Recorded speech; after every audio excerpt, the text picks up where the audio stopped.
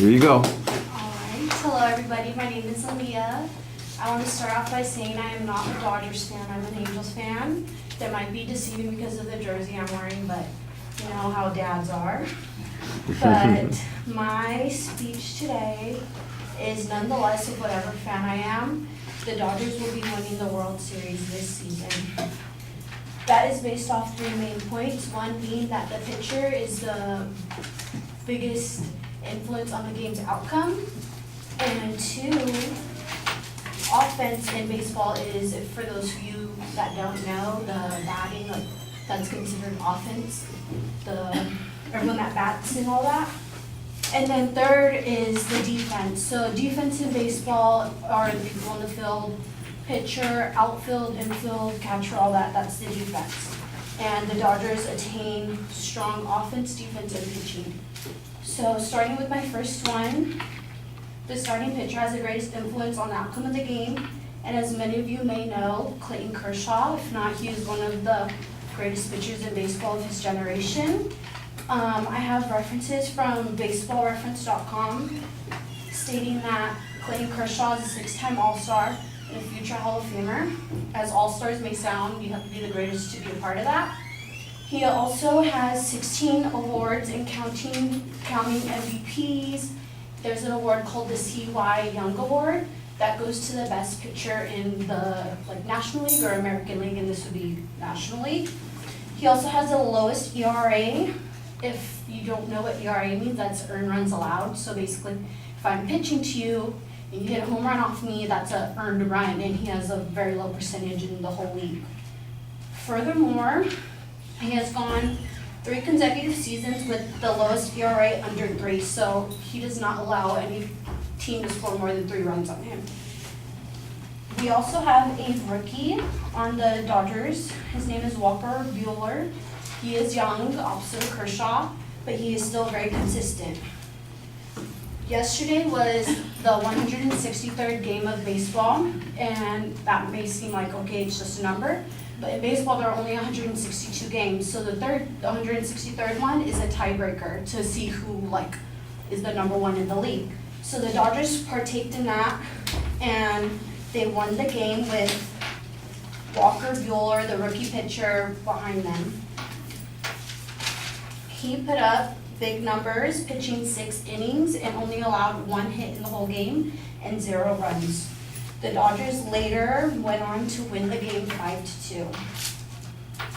The Dodgers have a strong offense because they are number 1 in the slugging percentage of the whole league, and that is referenced to foxsports.com. The Dodgers also have 8 hitters on the team with 20+ home runs this season. Pinch hitters, for those of you who don't know, is people who only hit in the game and they don't play on the field. So they're kind of they sit on the bench, and when needed they get put in the game to hit.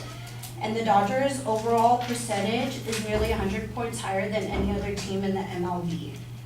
This gives them the advantage in the postseason, which is playoffs, to attack the other team bullpen. A bullpen is a Dodgers bullpen would be Kershaw and Buehler, those are pitchers. So a bullpen is the series of pitchers a team has. So because their bench has a lot of good players, that will be an opponent for their team. Moving on to the opponents that Dodgers will be facing in the postseason, the Astros would be their biggest threat, and in the last 3 games, the Dodgers have scored 30 runs, and that is a lot compared to any other team. The Astros, in comparison, have only scored 13, so 13 to 30, you can kind of see the difference in where the Dodgers are much stronger. The Dodgers also have a team full of all-stars working together for success on the field to beat all opponents. The last year's World Series, the Dodgers made it to the World Series Game 7 against the Astros and fell short in the last inning. So this year, like I said earlier, the Astros seem to be their biggest opponent, and in the end it will be the Dodgers versus Astros. But the advantage that the Dodgers have to the Astros is that they acquired a player, Manny Machado, who's a 6-time All-Star, who they did not have last year, and he has already done some damage to the team, leading them to victories. According to ESPN Sports, a newscaster Doolittle said, quote unquote, Los Angeles Dodgers have the most talented roster in the league. Having a team full of so many talented players gives them the advantage of all their opponents to win the World Series this year. That is the end.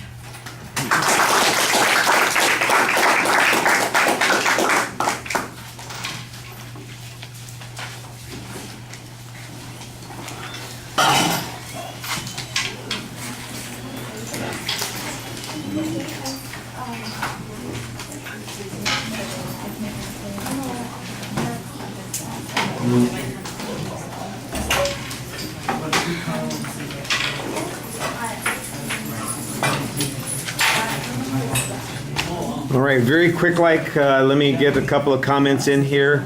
The propositions clearly identified. There's a preview of what the supporting points are. The supporting points, though, are labeled as topics, not claims.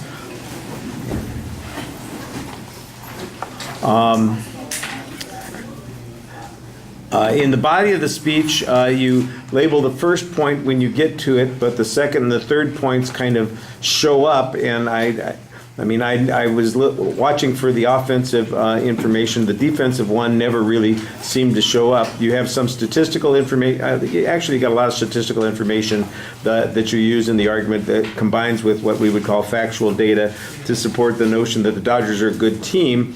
One of the things that I think is missing from the argument is an analysis of their likely opponents in the playoffs. The Astros are in the other league, so the soonest that the Dodgers would run into them would be in the World Series, but there are two series before they get to the World Series, and there's not really much explanation about why the Dodgers are in a superior position to the teams in the same division, not the same division, but in the same league that they're in. There are 5 other teams that they might be facing, and I think a comparison to those teams would probably be appropriate here. Let's see. Like I said, there's a comparison to last year's results, but last year's results are maybe not predictive of what's going on this year. And for instance, the record of the team, I like the fact that you had the statistic on their hitting over the last few games in comparison to the Astros at least, but I think we need the number of runs compared to the other teams in their league that would make this argument a little bit stronger. That's basically where the argument's going. I know nobody's listening to me. They're all looking at the door wondering why they aren't walking out of it at this particular moment, which they're going to do right now. Thank you.